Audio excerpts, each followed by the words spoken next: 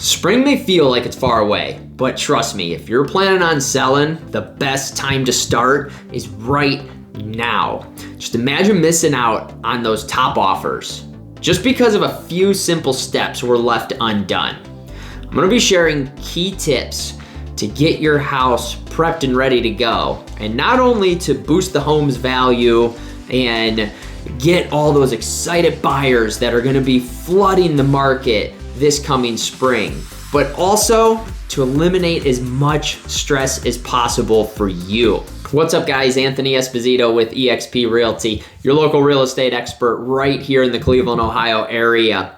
And whether you're gonna be looking to buy, sell, invest, relocate, I help people just like you every single week finding that perfect home and also being a resource just to give them guidance in what they need to do and the next steps to take. If you're ready for that, contact me directly here or use one of the methods in my description that I have listed below. So let's dive into these key steps that you need to take right now in order to have your home ready to go this coming spring and eliminate all of that stress. So I'm gonna put these from what you should start looking at now, and then as we progress along, getting closer to that springtime for your house ready to sell. So the first thing that you want to really consider, and I highly encourage for sellers to do, is get yourself a general home inspection done to your house. It's a few $100s. You're gonna find out exactly what's going to pop up. You're gonna find out if there's any major issues. You know, there's a lot of people that are out there where you don't even know if you have mold in the attic, because let's face it, how many of us are really climbing up in the attic to inspect it and see what it looks like? Or you're gonna find out that, you know, maybe your furnace or AC is kind of on its last legs, or, you know, the roof. There might be roof damage that's up there that you don't know about, especially if you have a colonial. Again, how many of us are actually going up on a roof and inspecting stuff ourselves?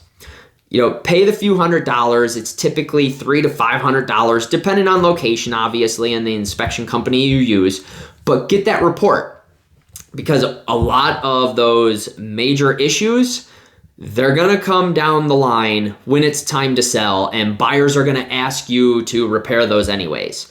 So why not just get it done and over with, out of the way, and eliminate that unexpected, you know, shock and awe that you're gonna end up having. At least this way you know it's coming, or you could at least put it off and like know that you have the inspection and you know that, you know, those issues are going to be there, because not all buyers are going to ask you to fix them. Now, if it's like mold in the attic, like a health hazard thing, 99% of the time, those are going to be requested on the ROC to have you guys fix it. So just get that general home inspection, have it done, have it out of the way, so there's no surprises when it comes time to sell that house of yours. So you got the general home inspection taken care of, you know all the major stuff and minor stuff that is going to be a potential issue for down the road when you go to sell the house. The major stuff, I would highly suggest just hire a contractor.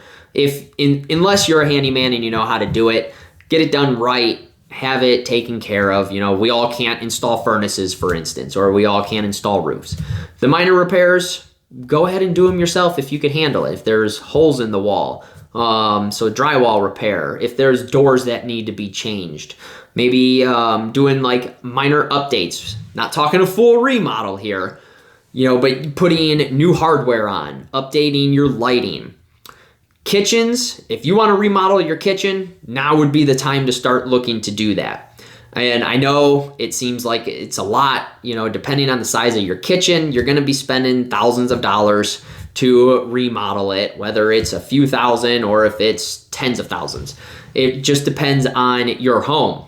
However, the rate of return on that, so what you're gonna get back, is nearly double of what you put in.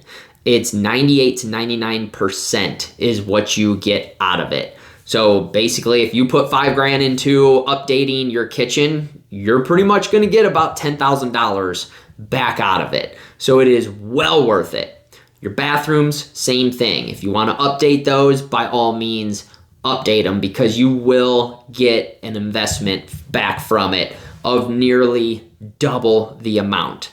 Plus, the kitchen's the heart of the home. Master baths, a huge draw for people. If they see those things updated and there's a few things that aren't updated left over, a lot of people are perfectly okay with it. The big things that they're looking for is the kitchen, the master suite of stuff, and then a lot of the big appliances or the big expenses. They like to see that stuff done because obviously it's just less money out of their pocket. But again, you don't have to go crazy and doing a full remodel on your house. Just do the ones that matter the most. You've taken your time, you got the inspection done, you got the repairs done, the updates are done. One of the next things you want to do is neutral paint throughout the house. So I get it, you like your bold colors, you may like, your design, it's your house. But neutral colors helps to sell the house. It helps to brighten everything up, and it just really, it makes it more inviting, and lighter colors also make the house itself, the rooms, just feel bigger. You get a lot of darker colors and it kind of closes stuff off, and it just seems like everything's cramped. So go through, and whether you want to do it yourself or hire a painter to do it, it is a cheap, quick little update to the house, essentially, like a quick little refresh. And it goes a long way, because I get it. I've always got, they're just going to paint it however they want to paint it themselves. True, they may. A lot of people might just leave it alone. The whole house being painted one neutral color, that is happening in a lot of homes. I have it in my home where it's just one color throughout, and I personally like that. Again, not everybody's like that, but those neutral colors will help you tremendously when you're going to be putting your house up, and really let the buyers envision themselves and what they can do with the home. And it also just kind of shows that, you have everything well maintained. You're upkeeping the home itself, and that goes a long way as well. Now comes time when, you're a little bit further along. We're going to fast forward to that 2025, and you want to look into starting to declutter and depersonalize. This is where it gets tough, because you want buyers to envision themselves living in your home. And it gets tough because family photos, you're going to want to take down those. You don't have to take down all of them, obviously, but if you got family pictures all over the house, the walls are covered, you're going to want to take those down. Let people see themselves. Let people envision hanging their own family photos up in the area. If you got a lot of junk lying around, or if your basement is just filled with stuff. Parents, you know what I'm talking about. I have the same situation in my basement. There's toys everywhere. It's just filled. We buy stuff. We don't go through and throw stuff away. Everybody's guilty of it. It happens. It's life. So get rid of the stuff that you're not using anymore. Start packing things up. Organize it. Make it look nice and neat, and kind of open up the rooms themselves, and just kind of get everything ready to go. This takes a lot longer than you may think. And again, it's just another way to eliminate that stress. Now that that's done, let's go through and deep clean the house. And I am talking everything. If your carpeting needs to be cleaned, either go rent a commercial grade carpet cleaner, or just pay somebody to come in. Again, it's another, few $100, depending on the size of your house. It varies, obviously, with square footage. But get the carpet cleaned. You're going to want to wipe down your baseboards and all your trim, like your woodwork, especially if you have white woodwork. I do. And it drives me nuts, because it shows every ounce of dust that is on there. Every little mark that is on that wall. So wipe all of that down. You're gonna wanna wipe down all your appliances, countertops. When I say deep clean, I mean deep clean. And again, if you don't wanna deal with it yourself, just hire somebody to come in, a cleaning company, and let them just hammer it out and get it ready to go and just have that nice, thorough clean. Because again, it's going to show the buyer that you were maintaining your home. Now, when we get a little bit closer to that springtime, so around February probably, if you're gonna pay to have it done, or you can wait until March if you're gonna do it yourself, make sure that you freshen up your curb appeal. So all of your flower beds, get fresh mulch in them. Make sure the weeds are taken care of. If there's any dead plants or anything that is going to discourage people, make sure that you replace them, dress it up, make it look immaculate. Like, it has to be perfect, because first impressions are everything. And what's the first thing that buyers are going to see pulling up to a house? The curb appeal. Power wash the house, get that taken care of. Have everything, pristine, shining, looking gorgeous. Especially with the flower beds and how that front looks, how the back looks. Having that all dressed up, there's a lot of people now, there's a huge trend ever since COVID where people are enjoying the outdoors of their own home, especially in backyards. They want to be outside. They want, everything to be nice, beautiful, and just looking sharp. So have everything dressed up, ready to go. If it's going to be a little bit later in spring, make sure you're keeping up on mowing your lawn and doing all the weed whack and all of that. Don't let your grass get too overgrown, because it turns people off. You want people to get excited before they even open their car door to go have that showing that they're about to have on your home. Now we're gonna get down to the last two, but before we do, if you want just a quick, easy checklist that you can just go and mark stuff off, drop a comment down below and just simply say, checklist, or give me the checklist. Whatever you wanna write down there, I will send one over to you. It's quick, easy, PDF file. You can print it off and just have it. And it just kind of makes it a little bit more organized, so then you know everything that you had done. But if you want that, let me know. So these last two are going to be essentially right before you are going to get the pictures taken and go active and really hit it. So this is probably, a couple weeks out from listing your house, I would say. Make sure you stage your furniture. Place stuff properly to open up the rooms. Believe it or not, furniture, like your couch or chairs, having those off of the wall is actually a trick that interior designers always talk about, where it actually opens up the room, makes it feel like it has a better flow of things.